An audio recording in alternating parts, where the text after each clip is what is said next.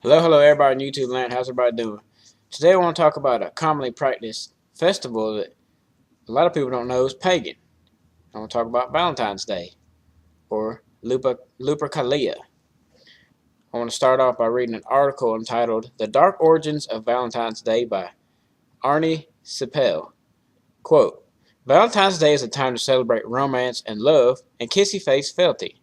But the origins of this festival of candy and cupids are actually dark, bloody, and a bit muddled.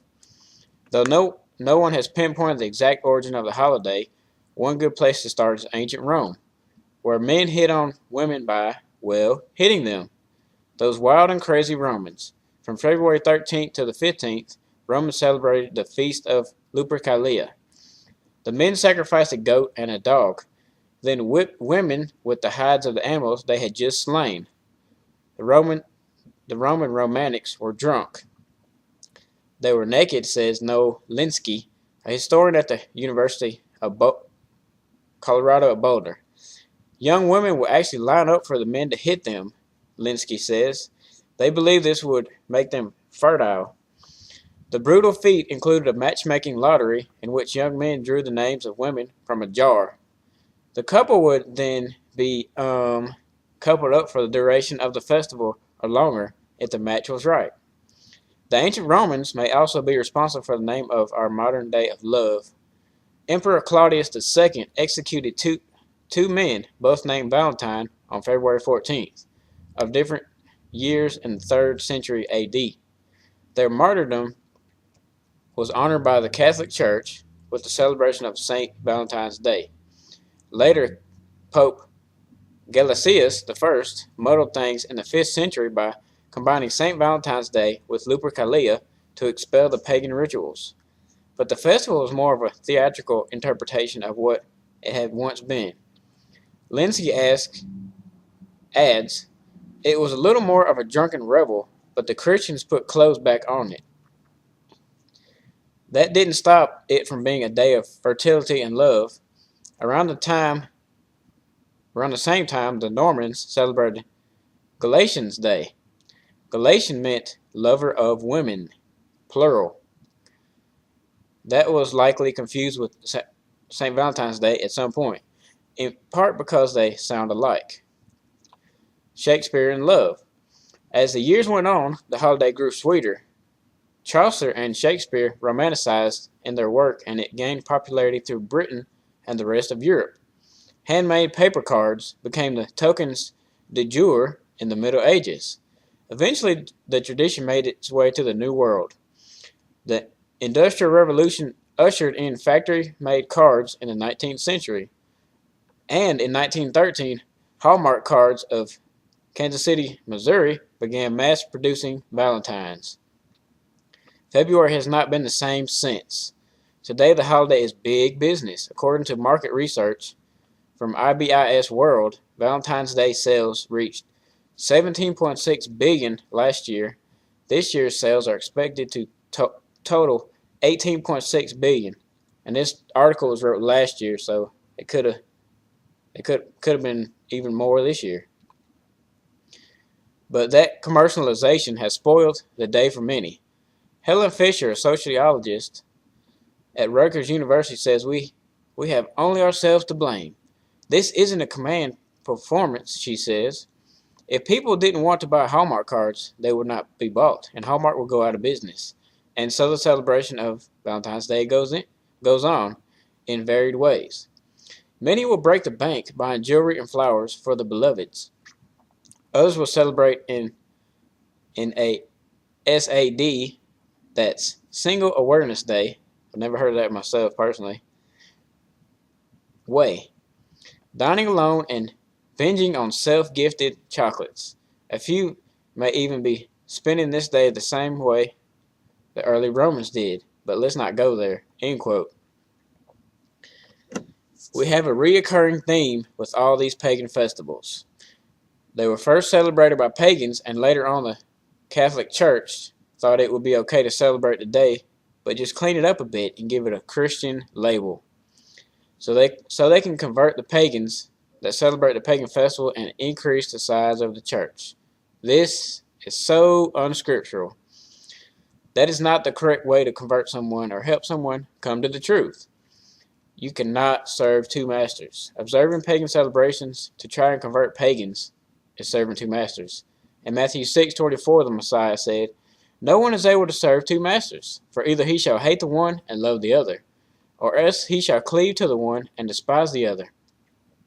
You are not able to serve Elohim and Mammon. Mammon just means wealth, riches. In 2 Corinthians 6:14 through 18, it says, "Do not become unevenly yoked with unbelievers. For what partnership has righteousness and lawlessness? And what fellowship has light with darkness? And what agreement has Messiah with Belial? Or what part does a believer have with an unbeliever? And what union has the dwelling place of Elohim with idols? For you are a dwelling place of the living Elohim. As Elohim has said, I shall dwell in them and walk among them, and I shall be their Elohim, and they shall be my people. Therefore come out from among them and be separate, says Yahweh, and do not touch what is unclean, and I shall receive you. And I shall be a father to you, and you shall be sons and daughters to me, says Yahweh the Almighty." Yahweh wants his people to be set apart. Doing what the Catholic Church did and still does is not set apart. Mixing pagan festivals with the truth is not being set apart. I'm going to read verse 15 one more time. "And what agreement has Messiah with Belial?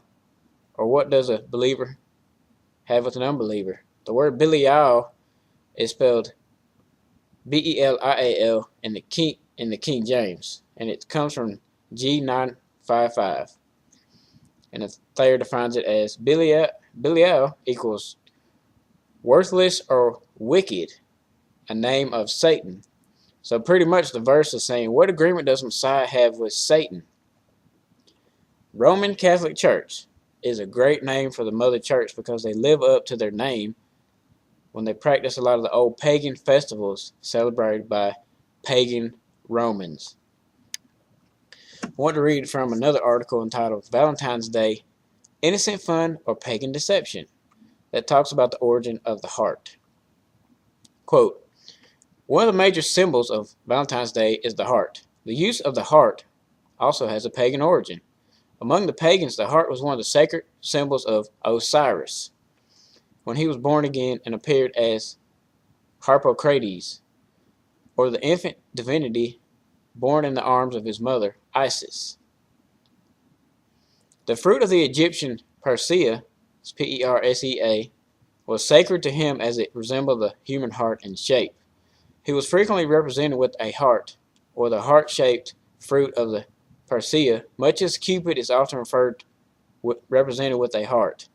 John Bell in Italy speaks of a stature of Cupid, saying it is a fair, fleshly round boy in fine and sportive action, tossing back a heart.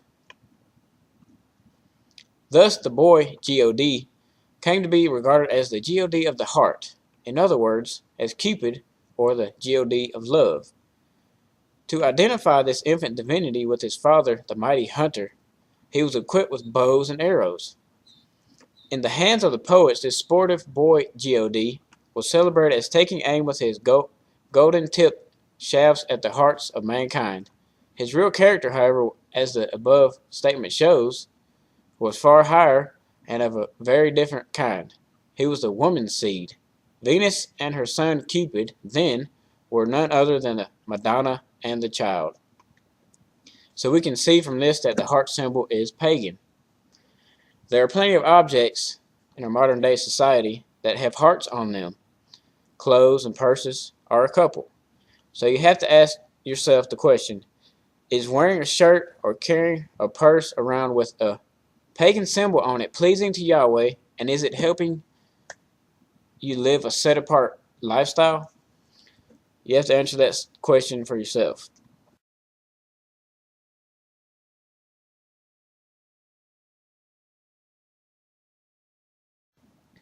So why is it that a lot of men go all out for their lady, wife, girlfriend, whatever the case may be for you personally, just one day a year? If you love your woman, you should do stuff for her all the time, not just one day a year. Why do so many adults live in La La Land or Fantasy Land?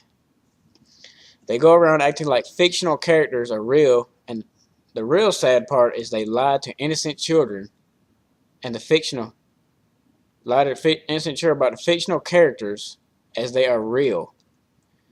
Adults do this with the Tooth Fairy, Santa Claus. I like to call him Satan Claus.